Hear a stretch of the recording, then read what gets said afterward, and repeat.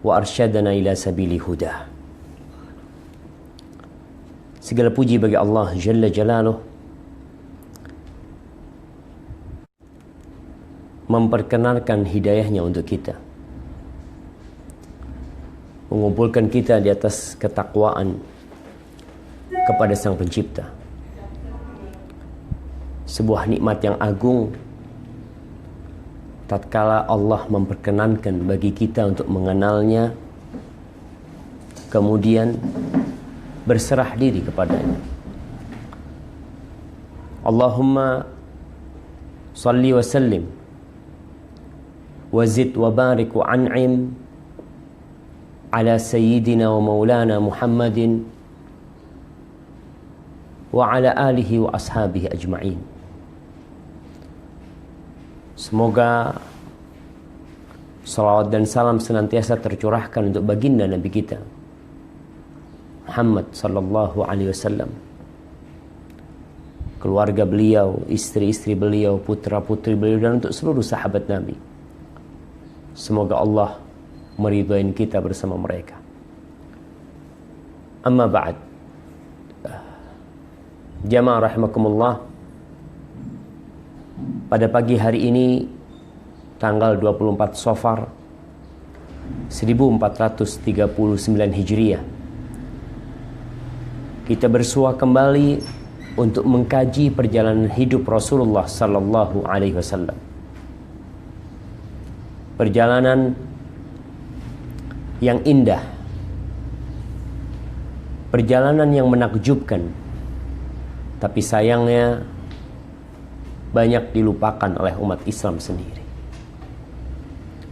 Allah berfirman Jalla Jalaluh, laqad kana lakum fi rasulillahi uswatun hasanah liman kana yarjullah wal yawmal akhir wa dzakarallaha katsira.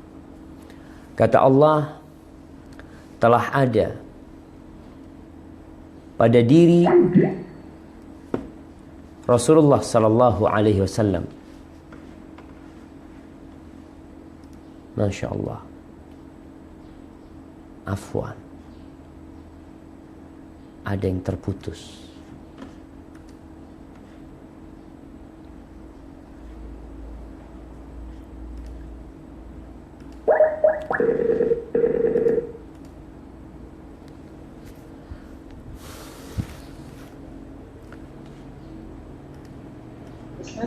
Baik, afwan, barusan terputus ya. Ya, kita lanjutkan kembali. Allah berfirman, laqad kana lakum fi rasulillahi uswatun hasanah. Telah ada pada diri Rasulullah sallallahu alaihi wasallam uswatun hasanah.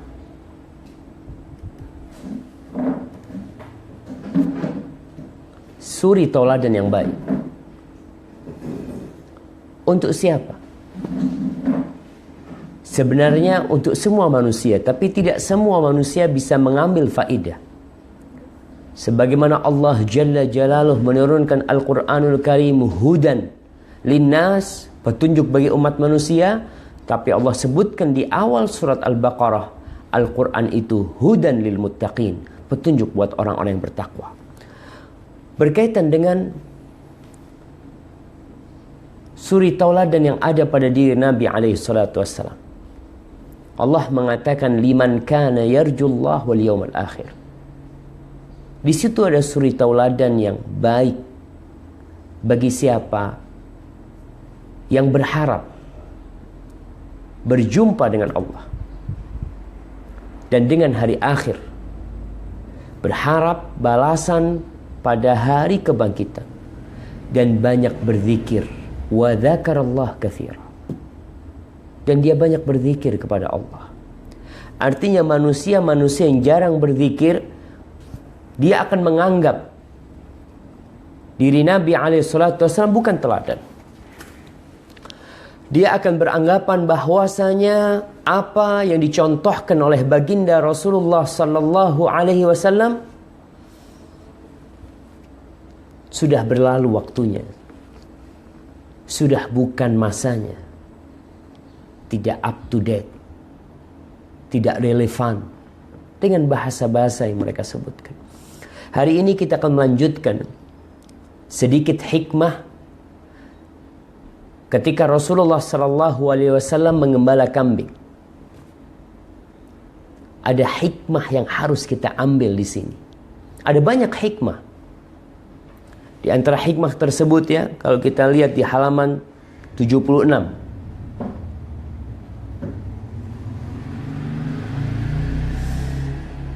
Di sini disebutkan menunjukkan sifat tawadhu Nabi SAW dan pernyataan tentang penganugerahan Allah kepadanya. Rasulullah SAW menceritakan masa kecilnya dan masa dia mengembala kambing. Beliau bercerita, dulu aku susah hidupnya. Dulu aku mengembala kambing. Dalam waktu yang sama, ada orang-orang yang enggan bercerita tentang masa kecilnya. Masa lalu dia, tatkala dia menjadi seorang kuli bangunan.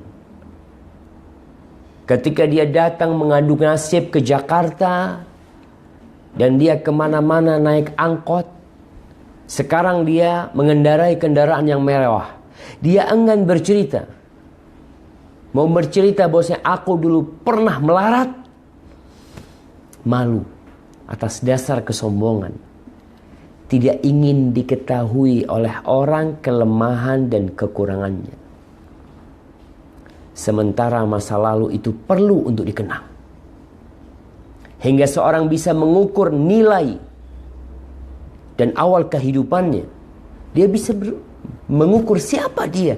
Kemudian dia bersyukur kepada Allah Jalla Jalaluhu. Dan Allah nih sering ingatkan kita nih. Kita punya masa lalu jemaah. Semuanya. Di surah Ar-Rum ayat 54. Surah Ar-Rum ayat 54.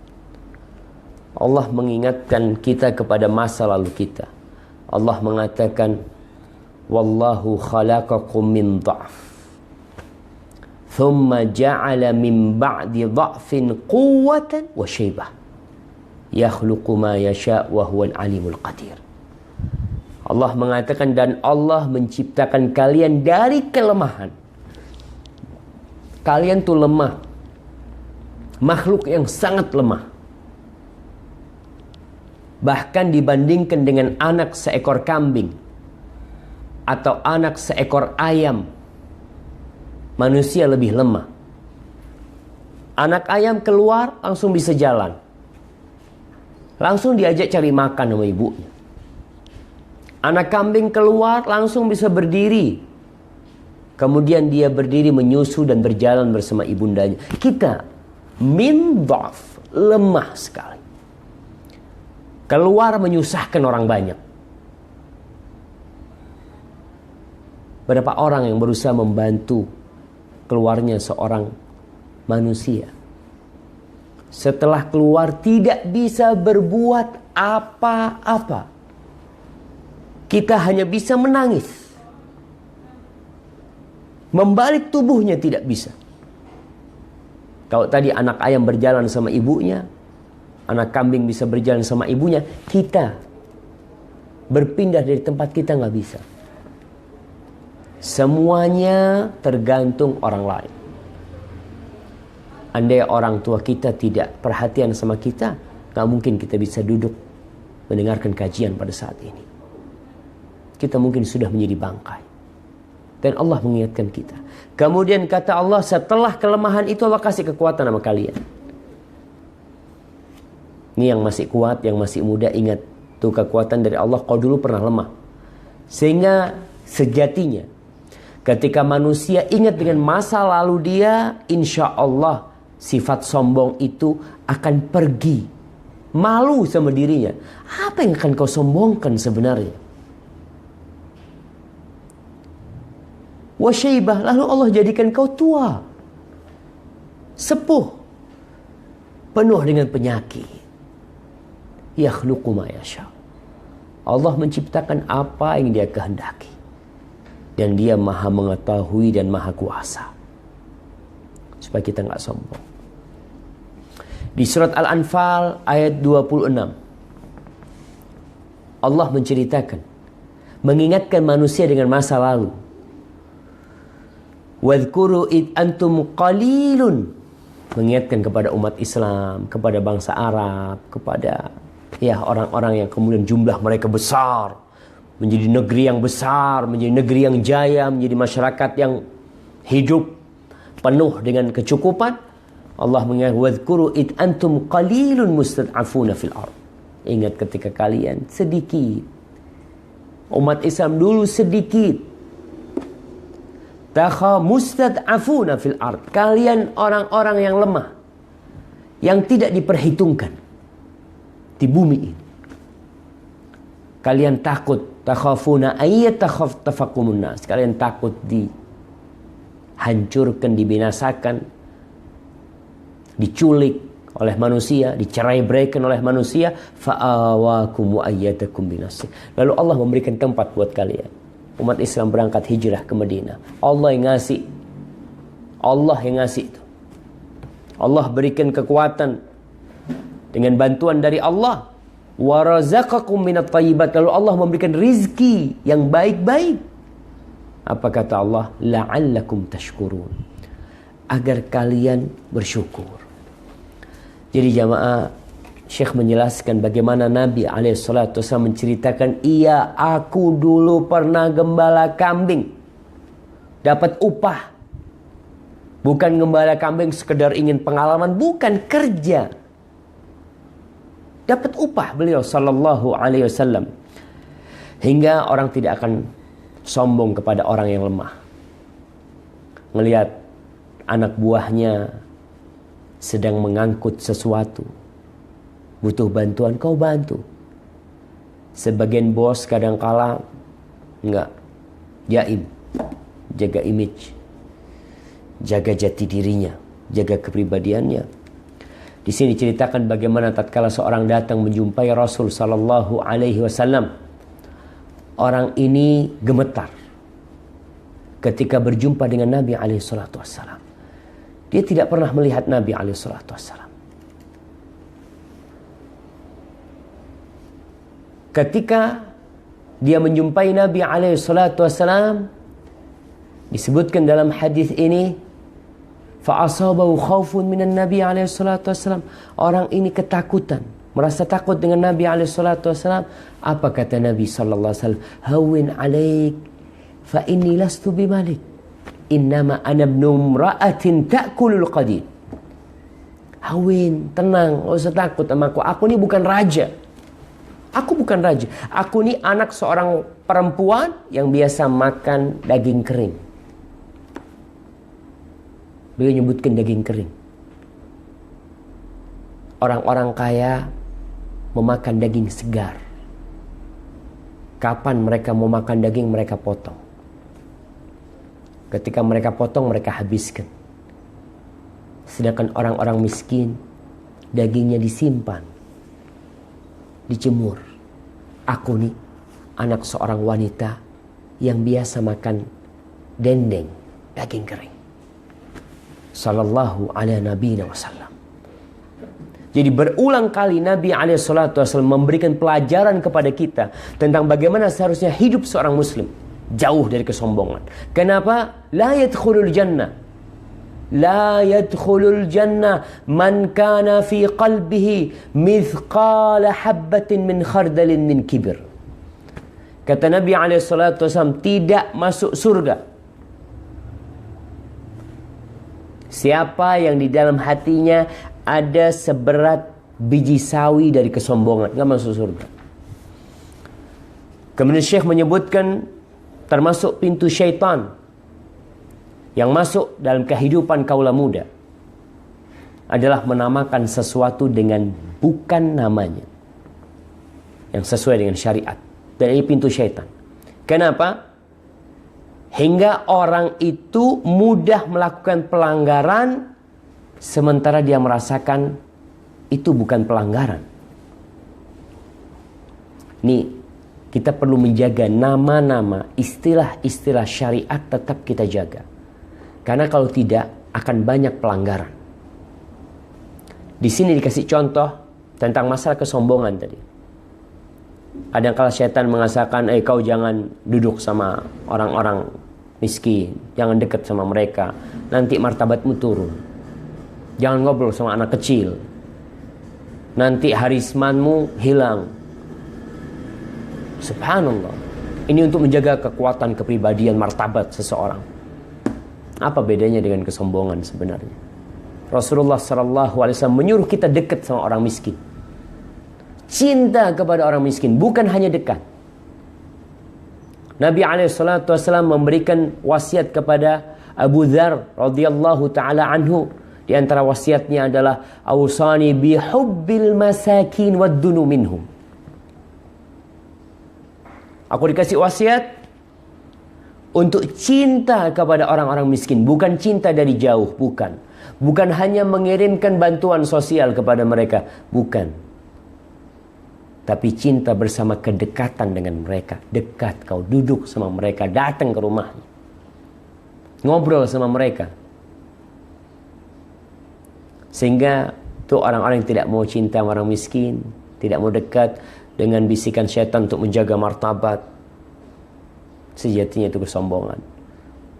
Tidak mau ngobrol sama anak kecil. Rasul SAW lewat di depan anak-anak kecil, beliau mengucapkan salam kepada mereka. Sallallahu ala nabiyina wasallam. Di antara penamaan sesuatu yang tidak dengan namanya, yang kita lihat di masa sekarang banyak kali.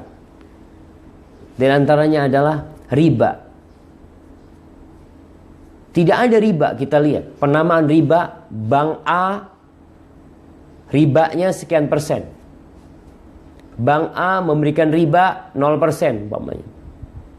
Ini kartu kredit yang dikeluarkan oleh bank fulan, ribanya 0%. Adakah orang yang mencantumkan riba? Nggak ada. Mereka rubah dengan bunga. Sehingga bunga itu akan memudahkan orang untuk melakukan pelanggaran tanpa sadar.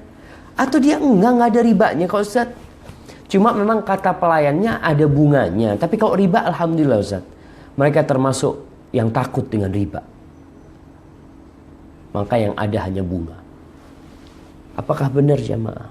Itu menamakan sesuatu dengan tidak namanya, memudahkan kita melakukan pelanggaran tanpa sadar. Atau ya zina, perzinaan. Ada perubahan makna zina syariat dengan makna zina dalam bahasa Indonesia.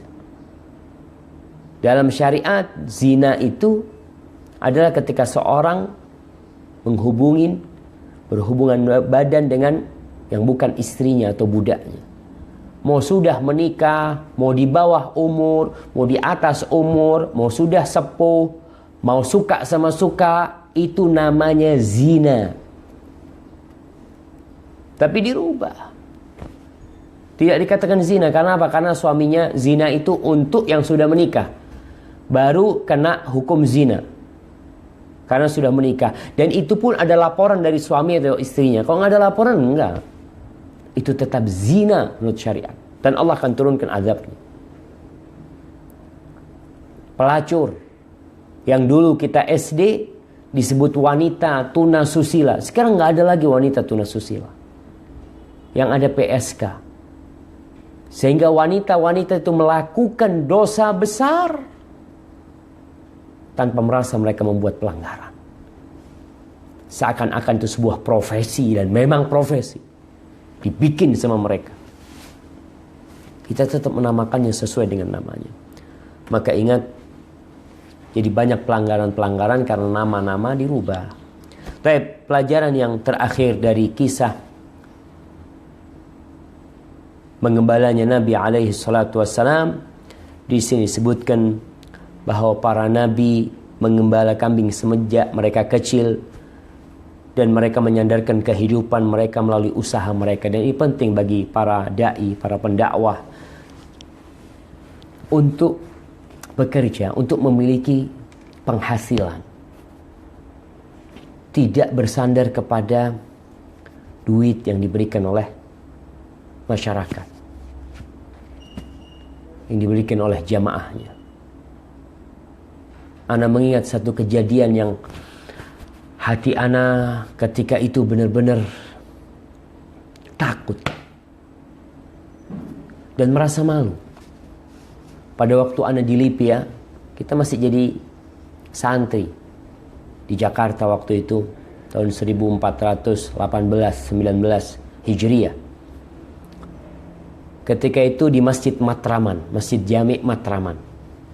Ana sholat maghrib lalu nggak pulang. Ana ada pengajian. Ana ikutlah di sana nimbrung. Nggak banyak yang hadir. Halaqah.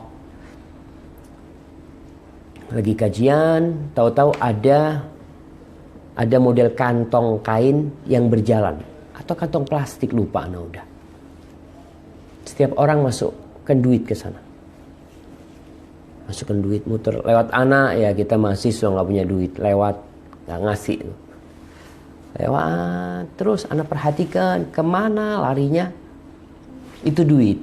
Kenapa kok nggak pakai? Kalau amal buat masjid, ana berpikir kan pakai kotak amalnya masjid, karena ada kotak amalnya masjid atau kotak amal yang dibikin sama panitia. Ini muter-muter. Setelah itu ana perhatikan, selesai kajian ternyata duit yang di dalam itu dikasihkan kepada ustadznya.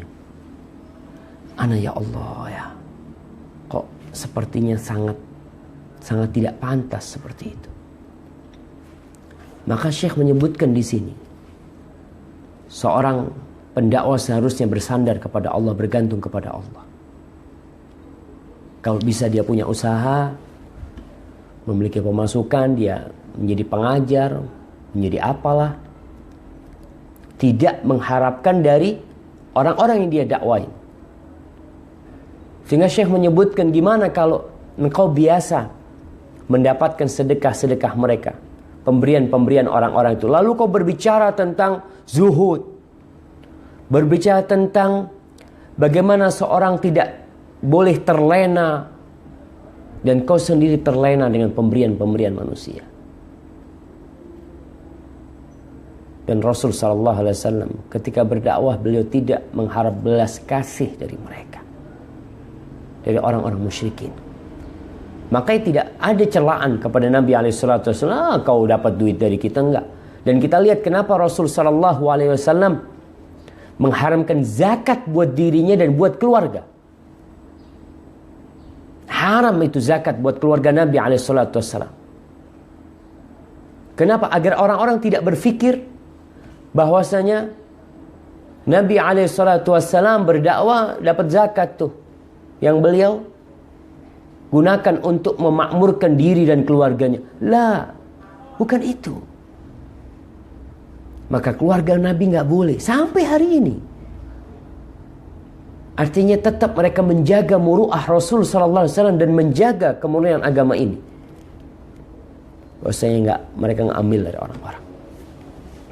Ini penting buat seorang pendakwah untuk memiliki usaha, untuk bekerja, sehingga tidak bergantung kepada orang-orang yang memberinya. Kadang-kala kan kita harus basa-basi kepada orang yang ngasih duit terus sama kita, karena kita, ya, ana masih ingat dulu ketika di Madinah ada teman dari Mesir, dari Indonesia, di sekolah di Mesir. Dia tanya, Syafiq, nanti kalau pulang gimana? Apakah engkau akan mengajarkan apa yang kau pelajari di sini?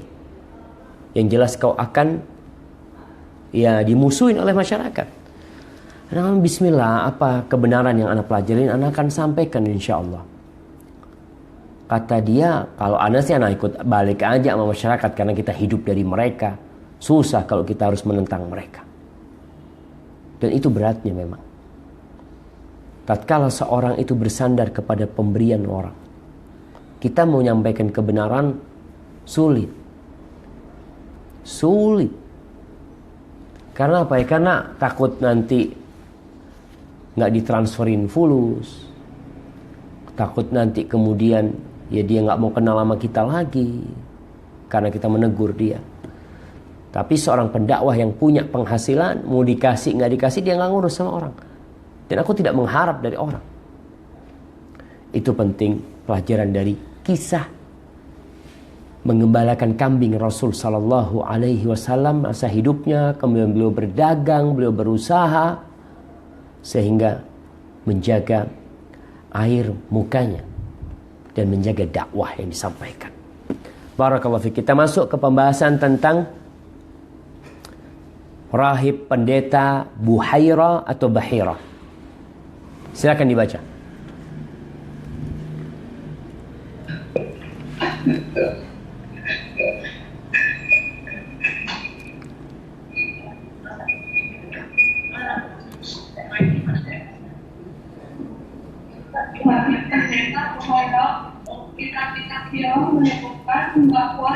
Suaranya nggak jelas ya.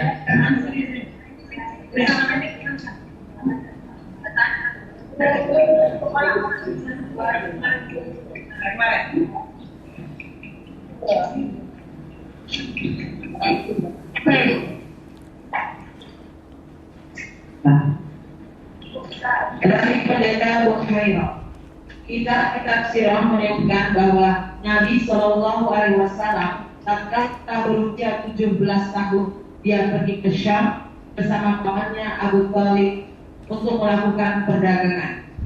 Diriwayatkan oleh Sunan At-Tirmidzi dan dari Abu Musa Al-Ash'ari, dia berkata, Abu Thalib pergi ke Syam dengan diikuti oleh Nabi Shallallahu Alaihi Wasallam bersama dengan tokoh-tokoh Quraisy, dan setelah mendekati seorang pendeta, mereka beristirahat. Kemudian membiarkan kendaraan mereka mencari kehidupannya. Kemudian baik, cukup bentar. Nah, nih ya, kalau kita belajar dari buku terjemahan, kita lihat nih bagaimana disebutkan di buku terjemahannya. Kitab-kitab sirah menyebutkan bahwa Nabi SAW tatkala telah berusia 17 tahun. Di bahasa Arabnya disebutkan hinama balagha thaniyata asyrata min umrihi. Umur 12 tahun. Umur berapa? 12 tahun. Dan ini yang kita tahu selama ini. Tapi karena salah terjemah, ya mau gimana lagi? Ini kesalahan yang sangat fatal sekali sebenarnya. Karena sangat mudah menerjemahkan 12 tahun. Apa salah tulis ya? Dia mau nulis 12 tahun jadinya 17 tahun. Wallahu a'lam bishawab. Tapi kembali, ini kisah sebenarnya kita banyak tahu. Tapi kita akan baca yang disebutkan dalam hadis yang menjelaskan bagaimana perjalanan Nabi SAW ketika umur 12 tahun. Beliau berangkat ke Syam, ikut bersama pamannya melakukan perdagangan. Ini pertanda pamannya sangat sayang kepada Nabi SAW, sehingga beliau tidak ingin berpisah dengan Nabi. Umur 12 udah diajak dagang. Baik, disebutkan bahwasanya dalam riwayat Sunan Tirmidzi dan dari Abu Musa Al-Ash'ari, dia berkata Abu Thalib pergi ke Syam dengan diikuti oleh Nabi SAW bersama dengan tokoh-tokoh Quraisy, artinya sebuah kafilah. Mereka berdagang tidak sendirian, karena perjalanan dulu sangat menakutkan. Sehingga di Indonesia pun kita lihat ada tempat-tempat yang rawan, sehingga pedagang-pedagang, truk-truk itu mereka konvoy seperti kereta api. Mereka berjalan bersama-sama untuk menghindari pelaku kejahatan. Ini Nabi SAW bersama kafilah orang-orang Quraisy. Mereka berangkat. Kemudian disebutkan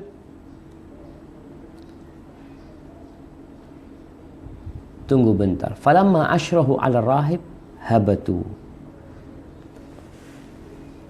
Tatkala mereka, di sini disebutkan mendekati tempatnya pendeta itu, mereka di sana singgah, mereka istirahat, dan biasa tempat itu menjadi tempat peristirahatan mereka. Kemudian membiarkan kendaraan mereka mencari kehidupannya. Baik, siapa yang tahu artinya ini?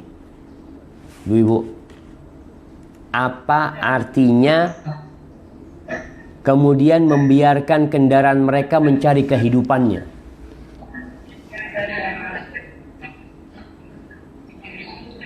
Cari apa? Cari makan. Iya, sebenarnya kalau dalam bahasa Arabnya fahallu rihalahum, mereka akhirnya menurunkan barang-barang mereka dari onta-ontanya diturunkan sehingga ontanya bisa istirahat dan bisa cari makan. Baik, lanjutkan bacaannya.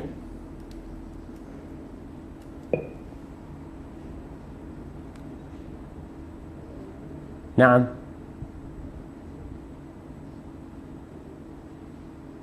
Masih bersambung.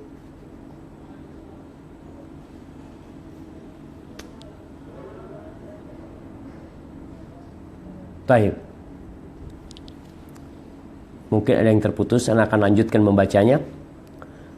Kemudian pendeta itu keluar menemui mereka. Jadi pendeta ini disebut Buhairah atau Bahirah. Yang masyhur Buhairah. Sebagian menyebutnya Bahirah. Kemudian Bahirah atau Buhairah keluar menjumpai mereka. Sementara selama ini dia tidak pernah sekalipun menghiraukan kafilah perdagangan itu. Pendeta itu menelusuri tempat mereka berteduh sehingga menemui Rasulullah SAW dan memegang tangannya. Pendeta tersebut berkata, nih terjemahannya, ini tuan manusia. Di dalam bahasa Arabnya disebutkan hadza sayyidul alamin. Ini tuannya alam semesta. Bukan hanya sayyidul bashar, tapi sayyidul alamin. Kemudian dia mengatakan hadza rasulu rabbil alamin. Dia inilah utusan, ini disebutkan terjemahannya utusan alam semesta. Ini tidak tepat. Karena di bahasa Arab disebutkan rasulu rabbil alamin, yang artinya utusannya Rabb, Tuhan pemilik pencipta alam semesta ini. Bukan Rasul alam semesta, bukan. Tapi Rasul pencipta alam semesta ini. Yab'athuhullah rahmatan lil alamin. Dia diutus oleh Allah sebagai pembawa rahmat untuk alam semesta ini. Ini Nabi kita Muhammad SAW. Itu ucapan pendeta. Lalu pemuka Quraisy berkata kepadanya, ma ilmuka, kok bisa tahu? Apa dasarmu sebenarnya? Wahai Buhairah, kau tahu dari mana? Ilmumu itu dapat dari mana kau? Maka dia berkata, innakum hina ashraftum minal aqabah. Waktu kamu meninggalkan Aqabah, ini datang dari arah Aqabah. Aqabah itu daerah Yordania yang ada selat laut itu Aqabah. Dia cerita bahwasanya tidak ada satupun bebatuan atau pohon kecuali bersujud. Dan batu dan pohon itu tidak sujud kecuali untuk Nabi. Dan saya mengenalnya dengan tanda kenabian. Ada tanda kenabian. Jadi ingat pada waktu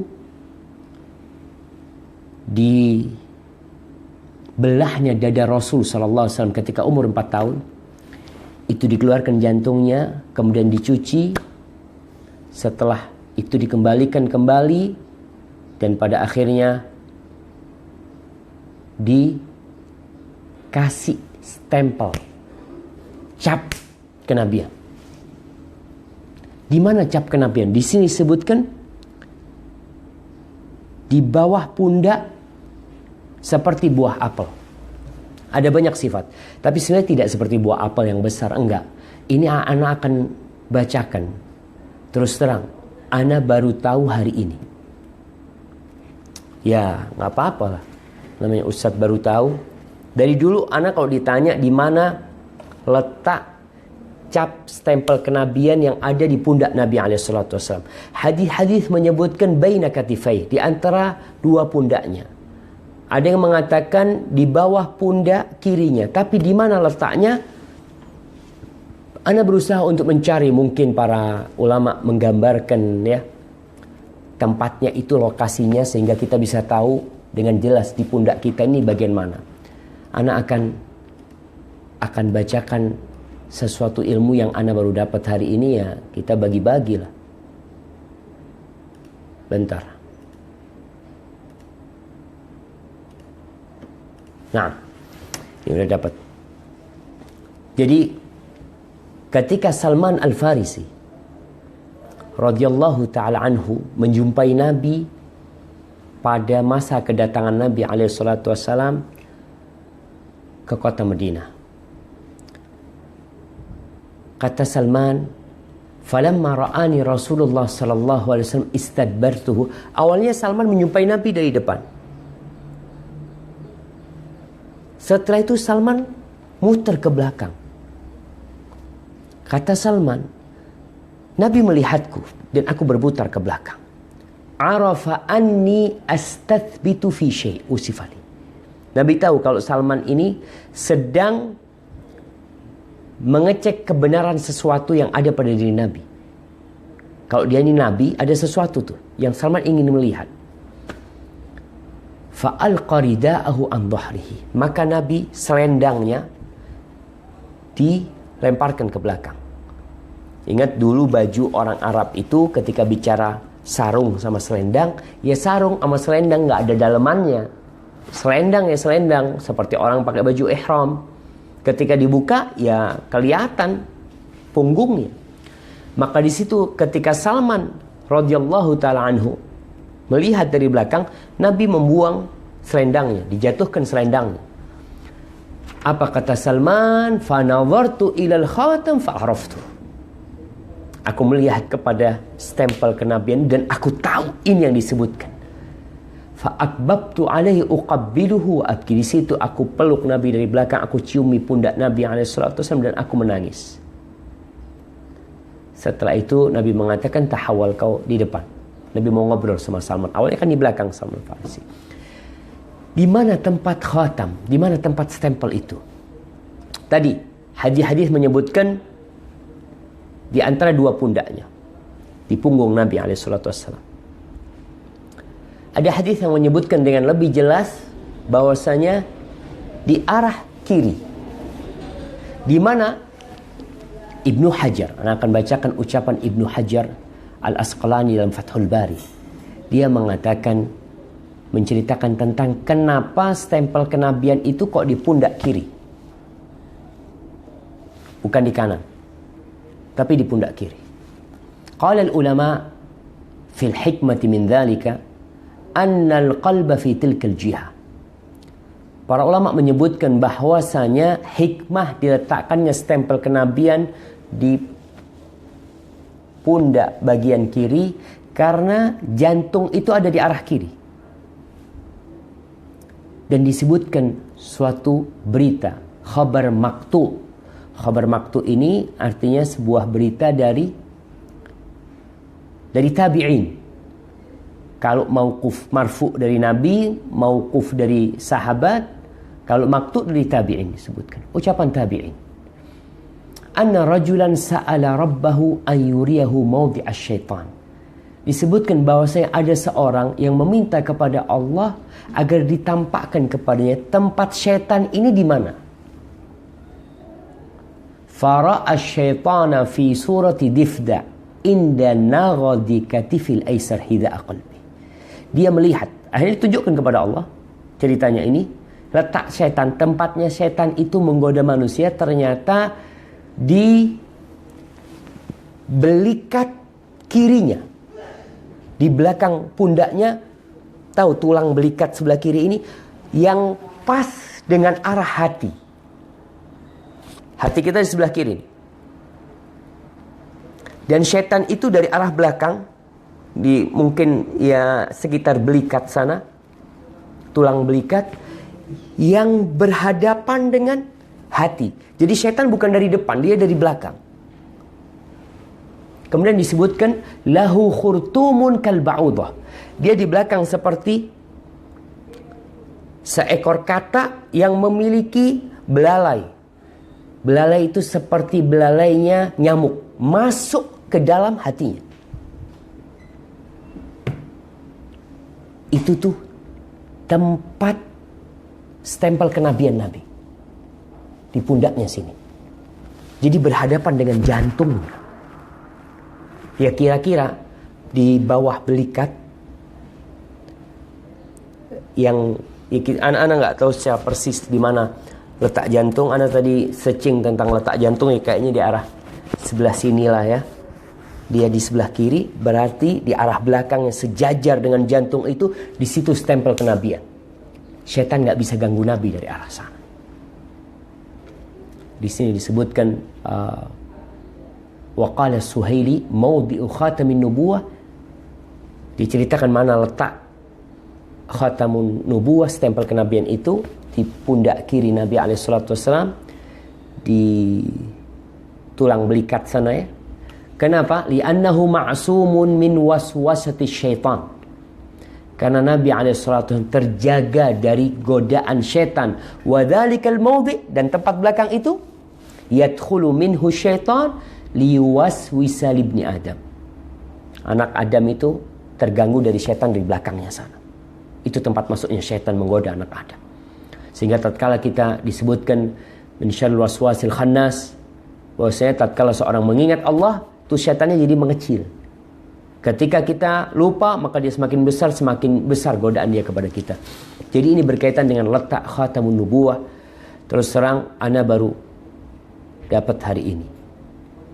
Karena selama ini yang ana baca, ya secara umum ada di pundak Nabi SAW. Tapi penjelasan Ibnu Hajar ini lebih detail. Jadi tempatnya dari tempat syaitan meletakkan belalainya, menusuk menuju ke dalam hati. Ketika seorang manusia mengingat Allah, maka setannya akan mengecil, akan menjadi kurus dia. Namun tatkala dia lupa, maka semakin kencang godaan setan kepada manusia. Barakallahu fiik. Ya, ini kembali kepada pembahasan kita. Kita udah tahu di mana letak stempel kenabian. Kira-kira di sana tempatnya. Dan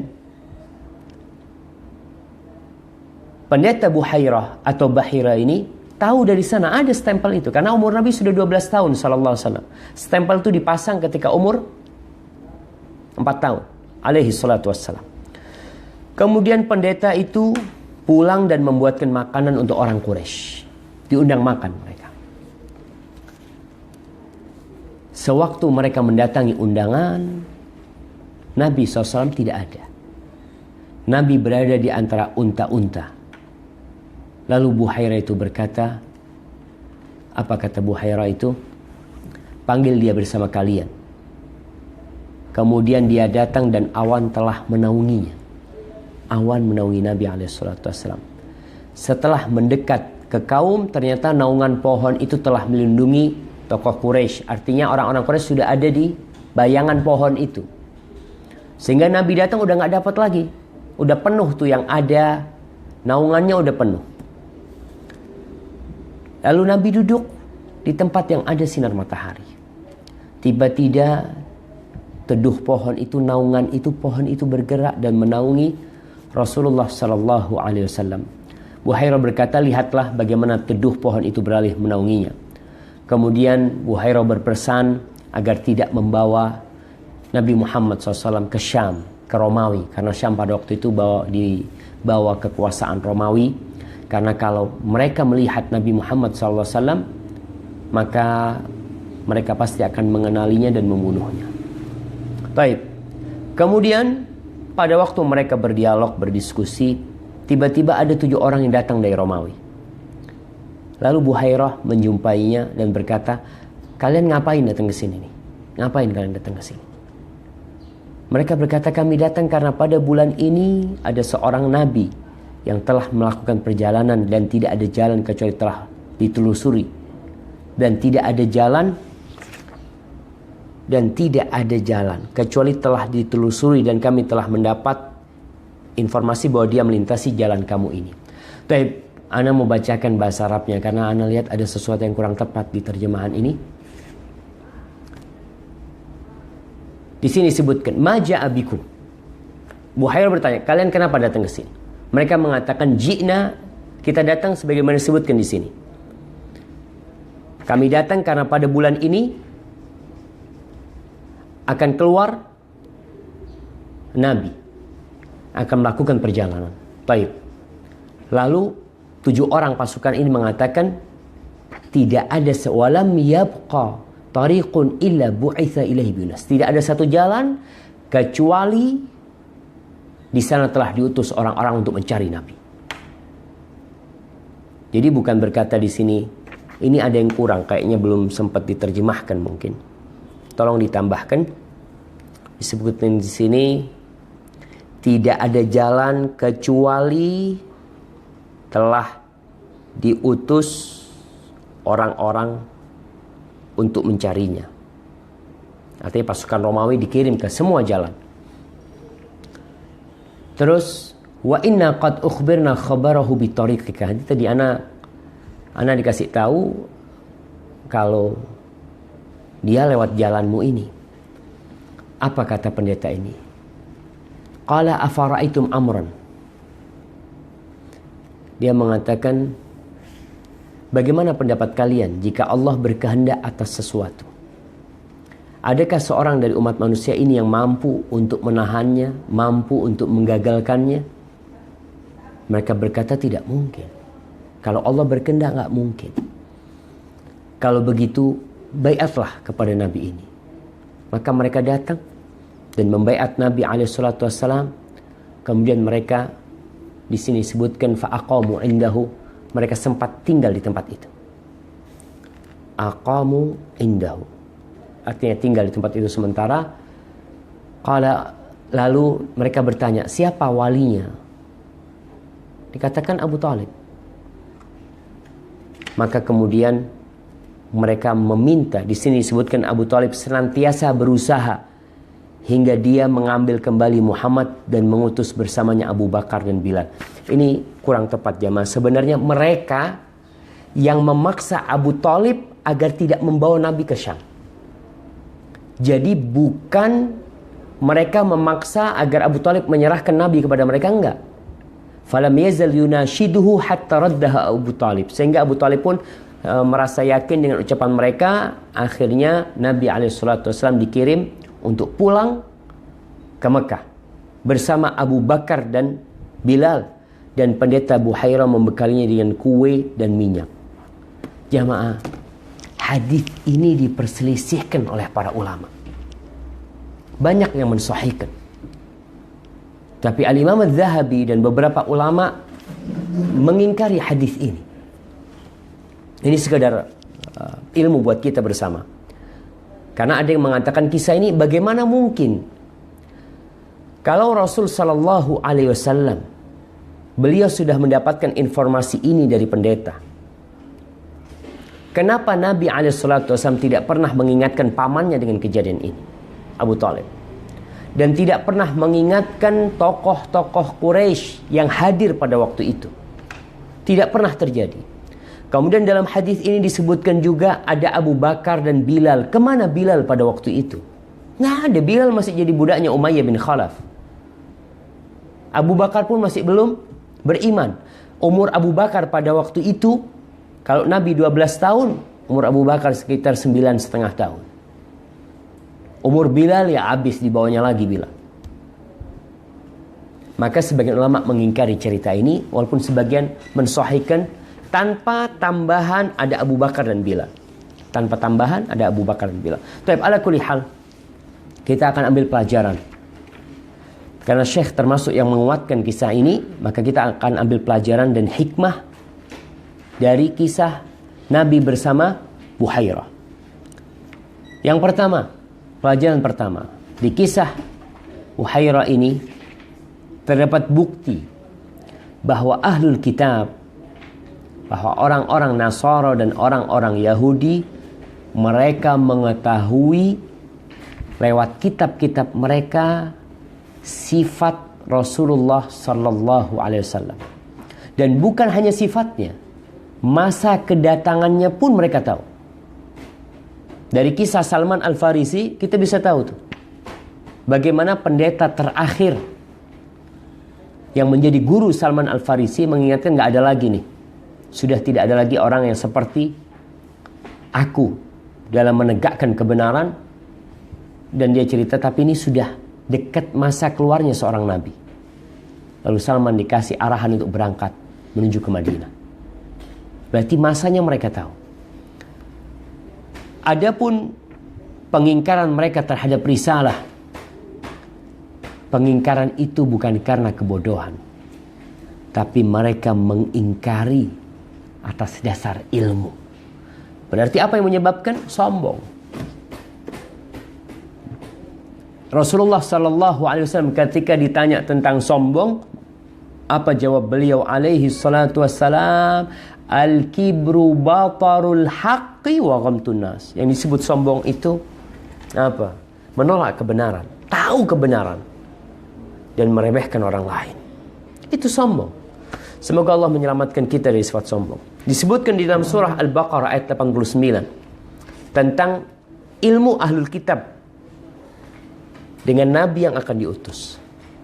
Allah mengatakan, "Walamma ja'ahum kitabun min 'indillahi musaddiqun lima ma'ahum wa kanu min qablu yastaftihuna 'alal ladzina kafaru falamma ja'ahum ma 'arafu kafaru bih fala'natullahi 'alal kafirin." Nih, kata Allah yang artinya, dan setelah datang kepada mereka Al-Quran dari Allah yang membenarkan apa yang ada pada mereka.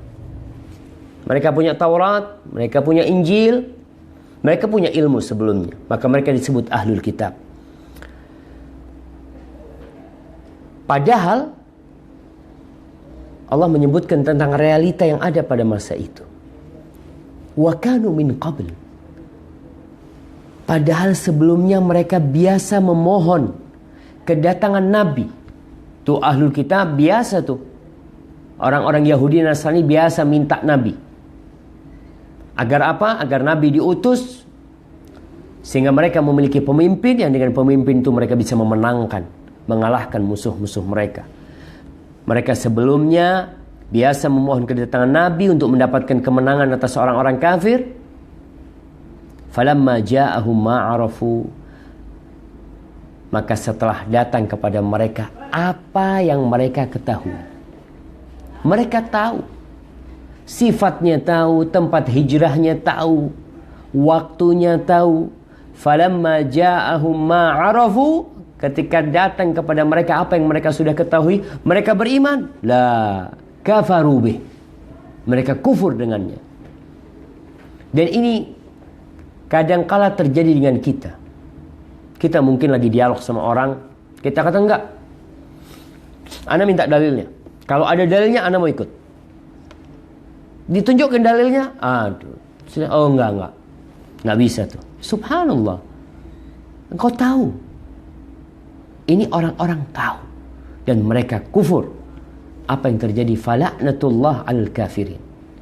Maka laknat Allah untuk orang-orang kafir. Dan jamaah, kalau kita lihat orang-orang Yahudi, di buku-buku mereka, di omongan-omongan mereka, mereka percaya akan Nabi Muhammad SAW. Mereka tahu dalam kitab mereka. Sehingga orang-orang Yahudi yang dapat hidayah, itu mereka dapat hidayah atau mereka masuk Islam setelah mereka mengecek kebenaran. Tahu benar, mereka beriman.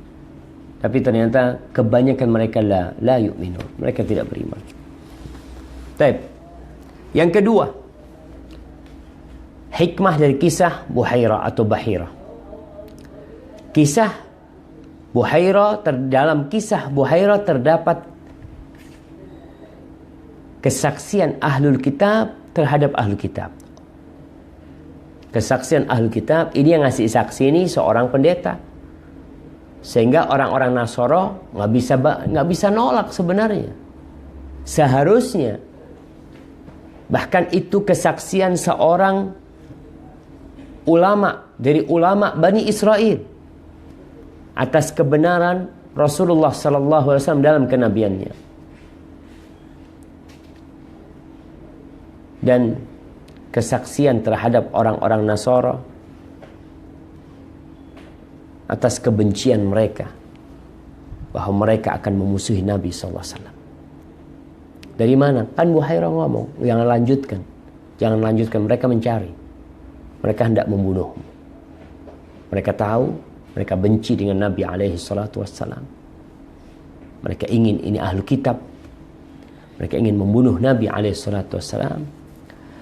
Dan ini berdasarkan firman Allah, wa syahida syahidun min ahliha. Dan seorang saksi dari keluarga wanita itu memberikan kesaksian ini. Syekh mendatangkan ini ketika kisah Nabi Yusuf alaihissalam. Siapa yang menjadi saksi atas kesucian Nabi Yusuf alaihissalam? Bahwa Nabi Yusuf tidak terlibat dalam permasalahan tersebut. Bahwa itu adalah konspirasi wanita. Siapa yang menjadi saksi? Saksinya adalah dari keluarga wanita tersebut. Sehingga mereka nggak bisa nolak kesaksian tersebut. Oleh karena itu dikatakan kepada ahli kitab, ulama mereka bersaksi atas kebenaran kenabian Nabi Muhammad sallallahu alaihi wasallam, dan mereka bersaksi akan permusuhan yang keras dari kaum Nasrani. Mereka tidak suka sama Nabi alaihi salatu wasallam. Mereka benci.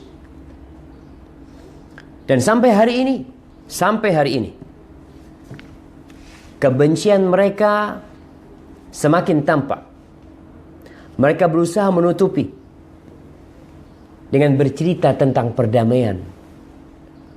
Bercerita bahwasanya agama mereka adalah agama yang damai.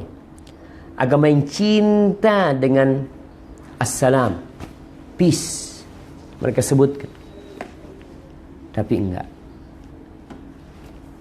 Itu hanya di depan. Tapi dalam hati dan di belakang mereka benci. Dan Allah mengatakan walan tarda ankal yahud walan nasara hatta tattabi'a millatahum. Tidak akan ridha, tidak akan senang, mereka tidak akan duduk nyaman, mereka tidak akan tidur nyenyak, mereka tidak akan hidup tentram. Sampai kapan? Sampai kalian mengikuti ajaran mereka. Mereka berulang kali ingin membunuh Nabi SAW. Bahkan mereka pernah berusaha untuk mencuri jasad Rasulullah SAW. Jadi ketika Rasulullah SAW belum menjadi Nabi, mereka ingin membunuhnya. Ketika Rasul SAW menjadi Nabi, mereka berusaha untuk membunuhnya. Ketika Nabi SAW sudah meninggal dunia, mereka berusaha untuk mencuri jasadnya. Ini pertanda kebencian itu terus berlanjut. Dan bukan turun, terus tambah naik. Sampai kapan? Ya nggak ada batasnya. Intinya sampai kita ikut agama mereka. Taib. Yang ketiga, sebagian orang-orang Nasara mengomentari pertemuan Buhairah dengan Nabi alaihissalam. Mereka mengatakan apa yang dikatakan atau yang disampaikan Nabi Muhammad SAW setelah diangkat menjadi Nabi adalah pelajaran dari Buhairah. Nabi itu dapat belajar dari dia itu. Nabi itu nggak dapat wahyu. Nabi itu belajar dari Buhairah. Maka kalau engkau berpendapat seperti itu, Nabi Muhammad SAW dapat pelajaran dari Buhairah. Kalau memang demikian, maka patut dikatakan kepada mereka, kenapa kalian tidak menerima pernyataannya? Nabi dapat ilmu dari Buhairah, alim dari ulama Nasara. Kalau begitu, kenapa kau nggak mengikuti ajaran Nabi Muhammad SAW yang mengatakan tentang kebatilan akidah Trinitas, penghapusan dosa dengan penyalipan, dan kenapa menolak doktrin yang dibawakan Nabi Muhammad SAW dari pendeta tersebut? Ini kalau kita mengatakan, udahlah kau benerlah, Nabi dapat dari mereka, dapat dari pendeta. Tapi kenapa kau nggak terima itu ajarannya, tauhid? Jamaah, kepada orang-orang Nasrani pada hari ini, Kenapa orang-orang Nasrani pada hari ini tidak menerima pernyataan dari sesepuh mereka tentang kebatilan akidah mereka? Sebagaimana yang difirmankan oleh Allah, laqad kafara alladhina qalu innallaha huwal masih ibnu Maryam.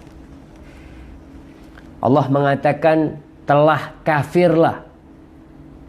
Ya, sebagian mengatakan, Ustaz, kita nggak boleh mengkafir-kafirkan orang. Iya betul lah, nggak boleh kita memudah gampang-gampang memvonis orang kafir, enggak. Tapi sekarang kita sedang membacakan ayat. Allah mengatakan laqad kafaral ladzina qalu, sesungguhnya telah kafirlah orang-orang yang berkata innallaha huwal masih ibnu Maryam.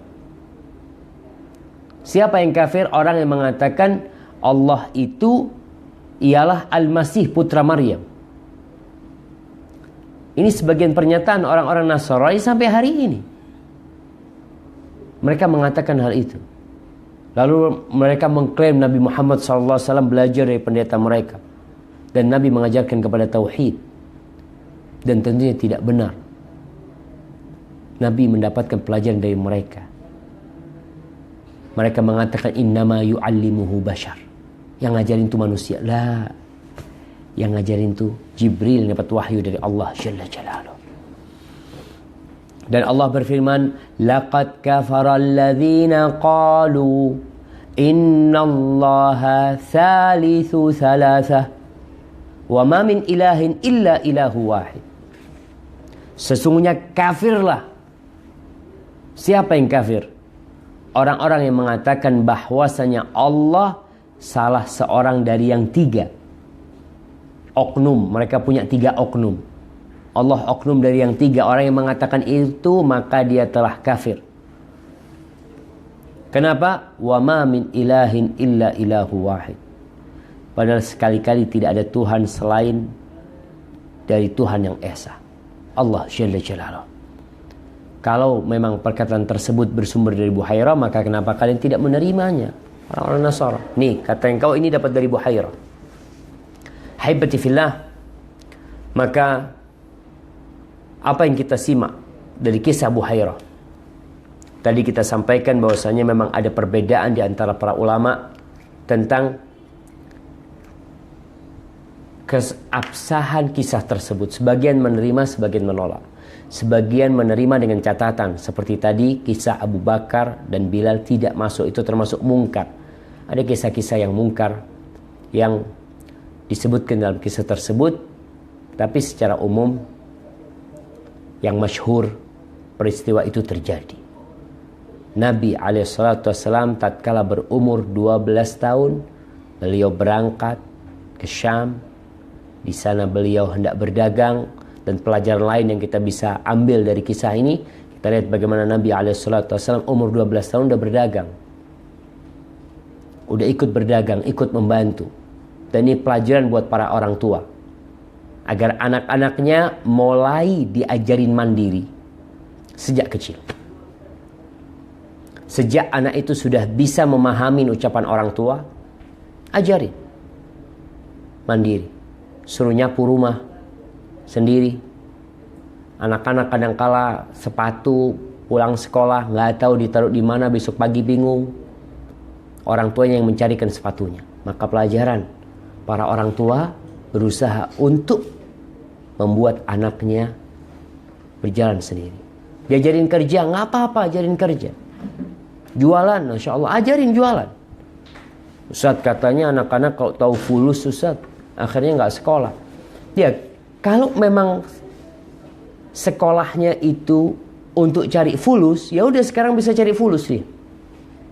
Kalau memang sekolahnya untuk cari fulus. Tapi kalau sekolahnya bukan untuk cari fulus umpamanya, maka ya diajarin anak-anak, suruh fokus belajar. Karena terus terang banyak anak-anak muda yang sudah SMA belum mandiri, yang sudah kuliah belum mandiri, lulus kuliah nggak mandiri, masih bingung mau kerja apa nggak tahu. Akhirnya pengangguran. Akhirnya orang tua masih ngasih uang saku sama anak. Padahal anaknya sudah lulus kuliah. Lalu buat apa duit dikeluarkan 6 tahun SD? 6 tahun SMP, SMA, kuliah 4 tahun, puluhan juta, sebagian ratusan juta. Lulus anaknya nggak bisa kerja. Maka alhamdulillah sekarang banyak orang mulai mengarahkan anak untuk kejuruan. Kejuruan dari SMP bisa kejuruan nantinya. Jadi mereka sudah menuju kepada sesuatu yang memang jadi target dia dalam kehidupan ini. Pelajaran-pelajaran yang kurang penting, udah aku nggak penting itu. Aku nanti mau kerja jadi mekanik aku. Apa yang aku butuhkan sebagai mekanik, ya sudah dari kecil sudah diarahkan. Dengan catatan tetap basic agamanya dikuatkan. Itu yang penting buat mereka. Sehingga mereka bisa menjadi manusia yang adil dan beradab. Menjadi manusia yang beretika dan berkarakter mulia. Baik, kita akan masuk ke hilful fudul. Tapi ana rasa ini pembahasan cukup panjang ya. Ana rasa kita mungkin masuk ke sesi tanya jawab. Tafadhali.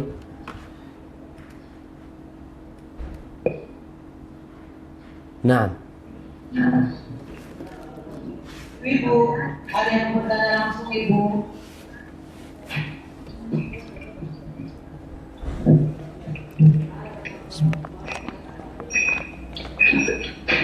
Ada yang keras?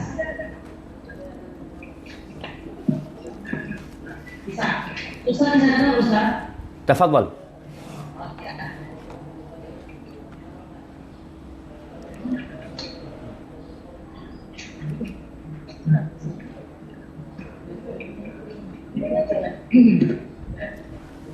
Assalamualaikum Ustaz. Waalaikumsalam warahmatullah. Ahmad agak menyimpang dari materi. Kenapa kalau sedang diberi kelapangan rezeki oleh Allah, perilaku saya sangat baik, santun, empati, dan sifat-sifat yang baik. Tetapi kalau sedang terbatas rezekinya, seringkali marah-marah. Mohon solusinya Ustaz. Saya untuk berdoa untuk dijauhkan dari sifat yang suka marah-marah. Jazakallahu khair. Masya Allah, barakallahu fiik.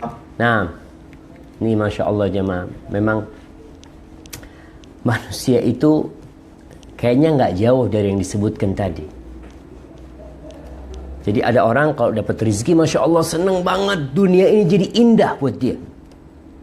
Kalau lagi punya duit, Allahu Akbar, itu rumput yang kering jadi hijau. Entah ada apa dengan harta, karena memang harta ini ujian. Dan Allah menyebut harta itu khair. Wa innahu lihubbil khairi la syadid. Manusia itu benar-benar memiliki cinta kepada kebaikan, cinta mati, cinta yang dahsyat sekali dengan harta. Sehingga apabila sesuatu yang dia cintai ada pada dirinya, hidupnya akan bahagia. Apa yang harus dilakukan sebenarnya? Bagaimana supaya kita bisa mengatasi sehingga tatkala dalam kondisi sempit kita tetap bahagia? Rasulullah sallallahu alaihi wasallam mengatakan, "Qad aflaha man aslam wa ruziqa kafafan wa qanna'ahu Allah bima atah." Telah sukses seorang yang dapat hidayah Islam dan dikasih rezeki yang cukup, yang tidak berlebihan dan tidak kekurangan. Wa qanna'ahu Allah bima atah. Dan Allah bikin dia qanaah, artinya menerima. Kita kadang-kadang nggak nerima nih. Nerima dengan apa yang Allah berikan. Maka sifat menerima ini yang perlu ditumbuhkan dalam hati kita. Menerima takdir ilahi. Tatkala rezeki kita hari itu hanya 100.000, kita mengatakan Alhamdulillah.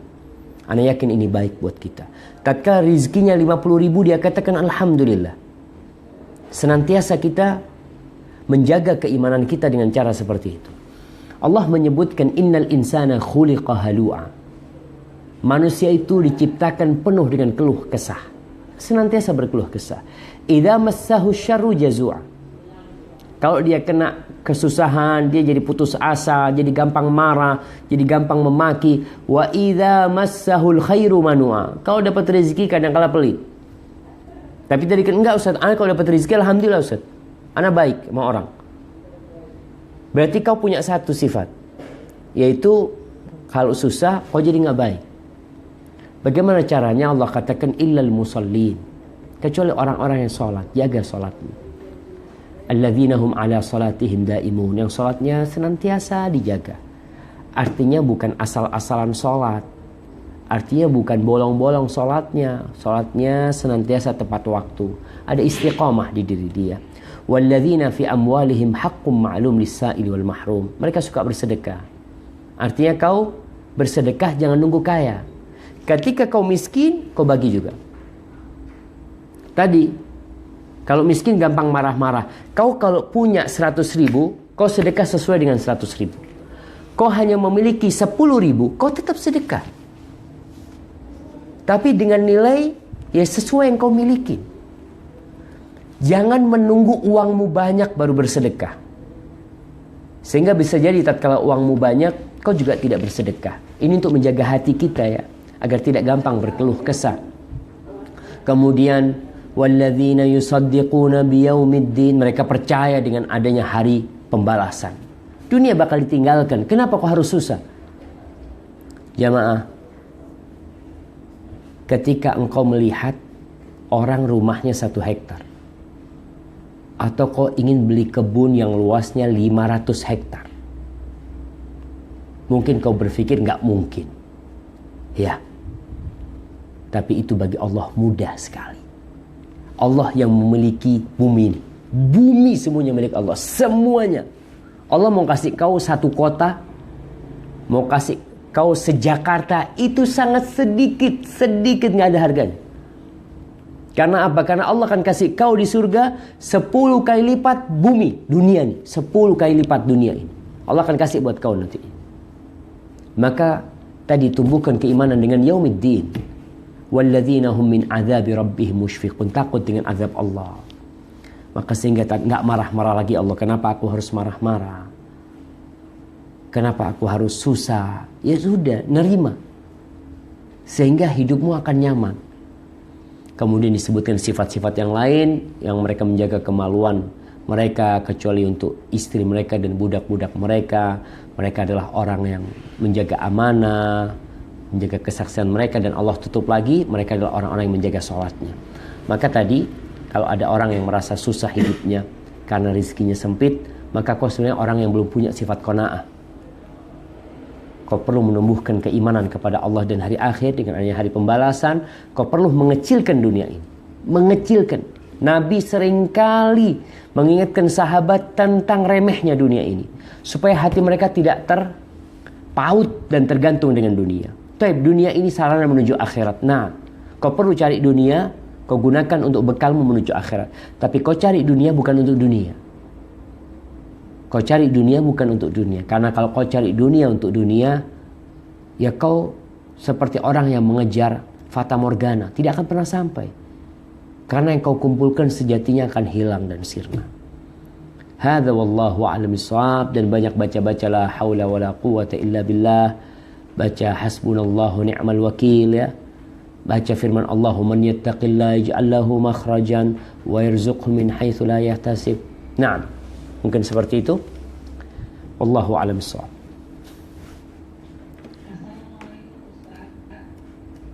Waalaikumsalam. Bagaimana caranya agar meraih kenikmatan dalam sholat, dan apa doa agar hati tentram? Syukran Ustaz. Masya Allah. Iya, ini pertanyaan yang memang seharusnya menjadi apa ya? Menjadi target kita semua. Kita semua sholat. Setiap hari kita sholat. Dan kita merasakan ada waktu-waktu tertentu yang subhanallah, subhanallah. Kita seakan-akan tidak ingin sholat itu cepat selesai. Kita ingin lama-lama bermunajat. Kita ingin lama-lama bersujud. Kau cari tahu kenapa seperti itu.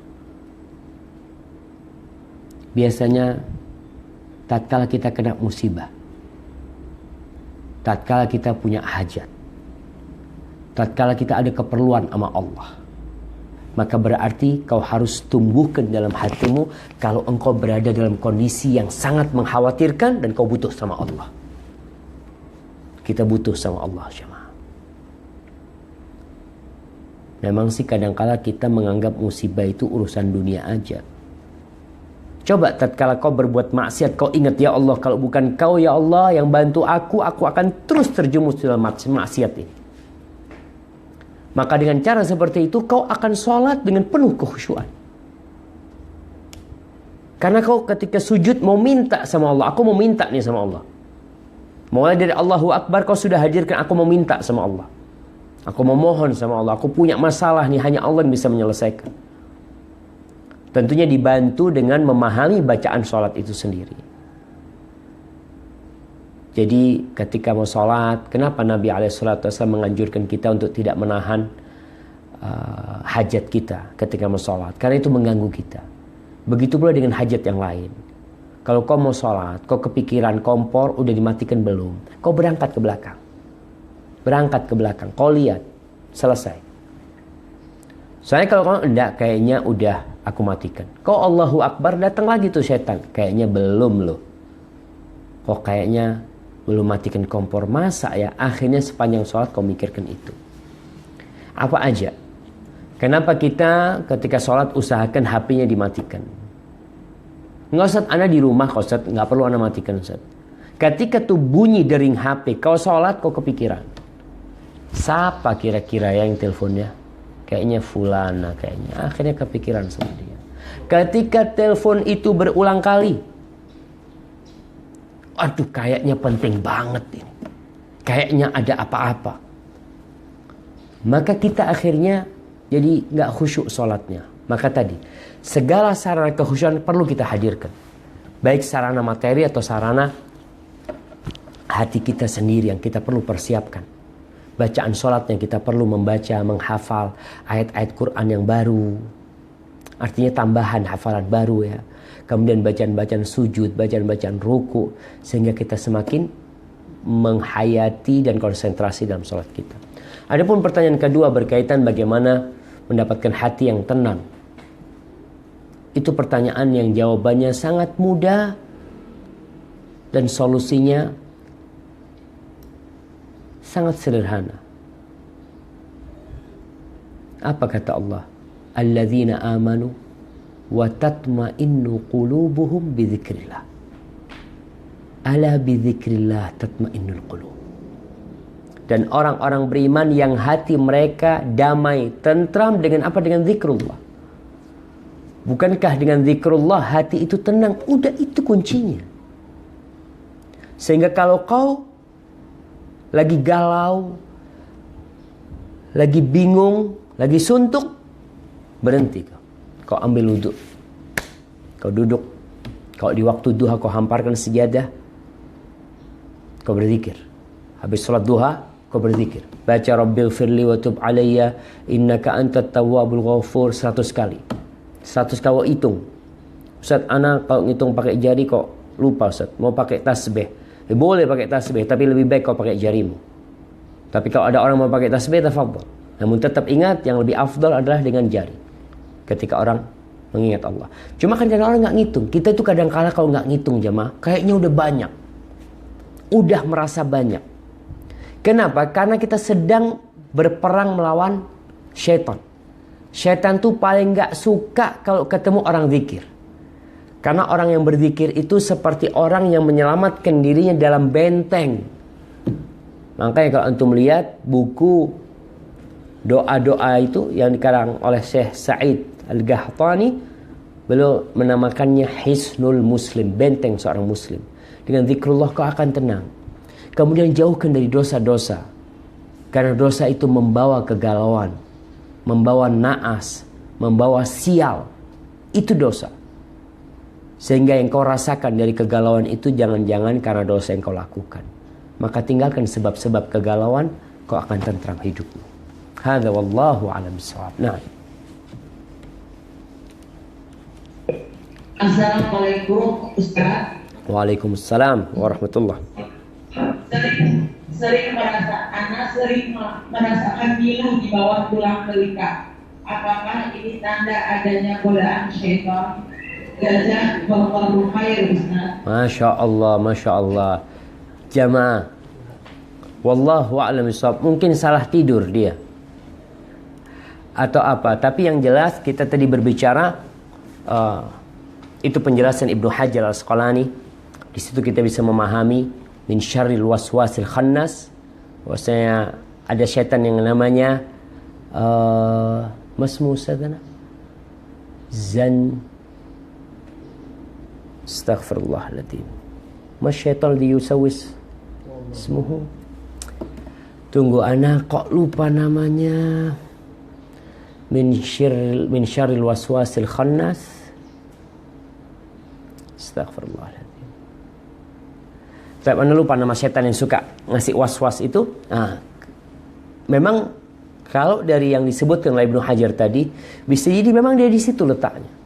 Tapi kalau kau sakit tulang belikatmu, ya kau ruqyah, nggak ada masalah. Karena ruqyah itu obat untuk penyakit fisik dan obat untuk penyakit non fisik. Kau baca Al-Quran Karim, kau pegang, ya. Kau baca Bismillah, Bismillah, Bismillah. A'udzu bi'izzatillahi wa qudratihi min syarri ma ajidu wa uhadir. Kau baca 7 kali ya. Semoga Allah sembuhkan sakitmu di sana. Tapi yang jelas ada syaitan yang menggodain kita. Dan Nabi SAW menyebutkan syaitan itu ikut aliran darah dalam penggodaannya kepada manusia. Hadza wallahu a'lam bishawab. Nah. Assalamualaikum warahmatullahi wabarakatuh. Waalaikumsalam warahmatullahi wabarakatuh.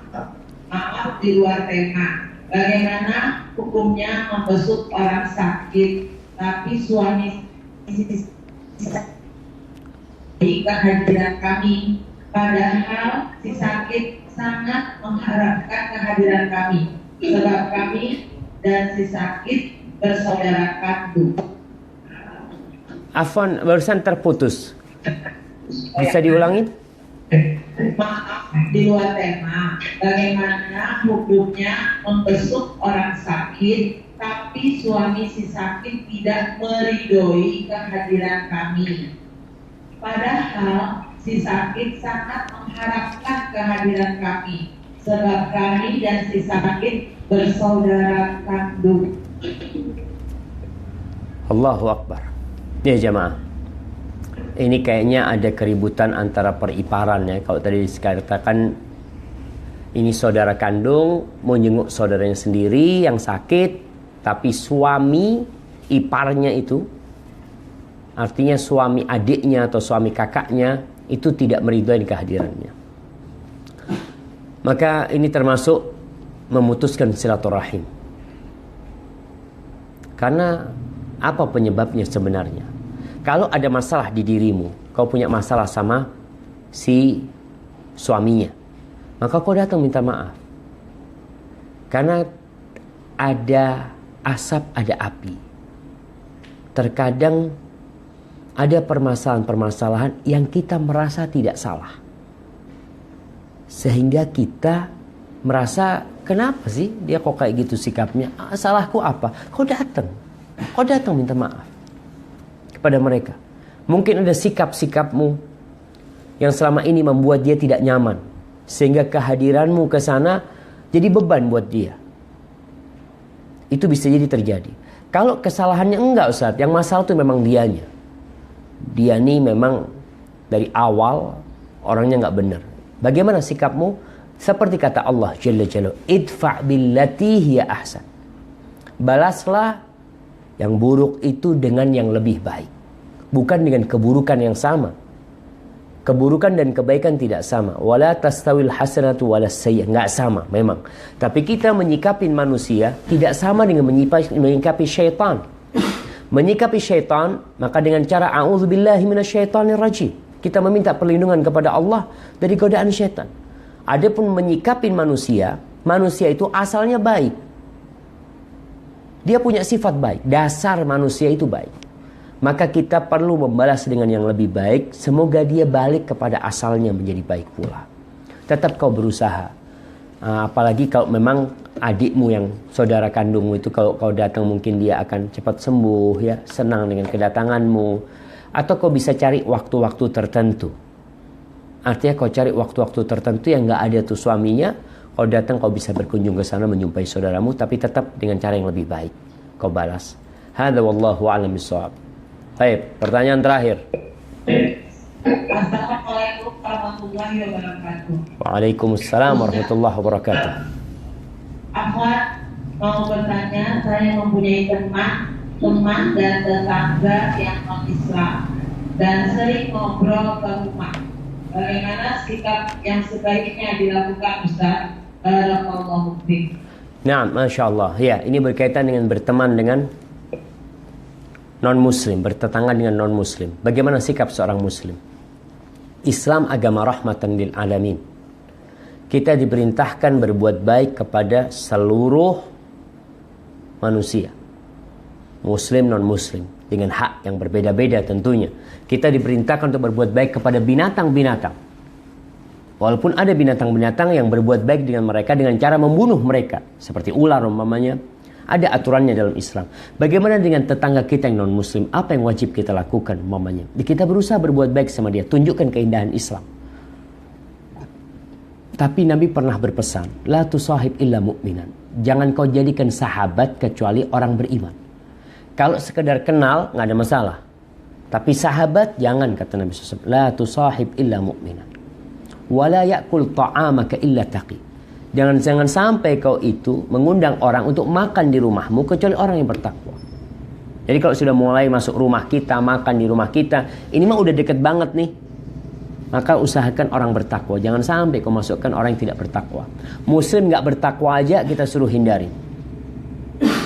Maka berkaitan dengan berteman, sekedar kenal gak ada masalah. Kita berbuat baik sama tetangga kita, sama teman kita. Mudah-mudahan kita bisa.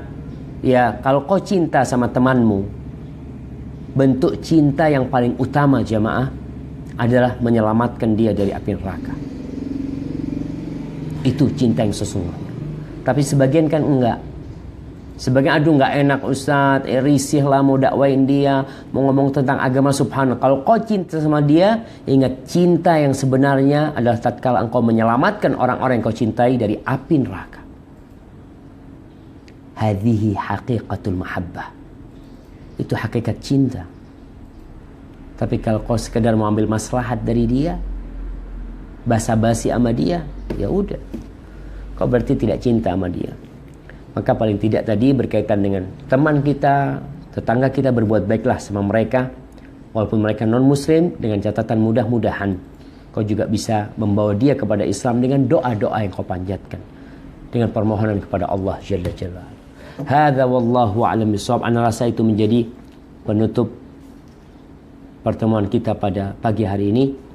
Semoga pelajaran pada pagi hari ini, yang pertama berkaitan dengan Rasulullah sallallahu alaihi wasallam mengembala kambing. Pelajaran agar kita tidak sombong, agar seorang muslim berusaha untuk bekerja, tidak malas dan tidak bergantung kepada manusia. Dia bergantung kepada Allah Jalla Jalaluh. Kita belajar pada hari ini juga kisah bagaimana Nabi SAW berdagang ke Syam. Dan bagaimana kebenaran sebenarnya sudah diketahui oleh orang-orang Nasara dan orang-orang Yahudi. Mereka menolak kebenaran bukan karena kebodohan, tapi mereka menolak kebenaran karena kesombongan yang ada pada diri mereka. Semoga Allah memberikan hidayah kepada kita untuk mati di atas agama ini dan husnul khatimah. Subhanakallahumma wa bihamdika asyhadu an la ilaha illa anta astaghfiruka wa atubu ilaik. Wassalamualaikum warahmatullahi wabarakatuh.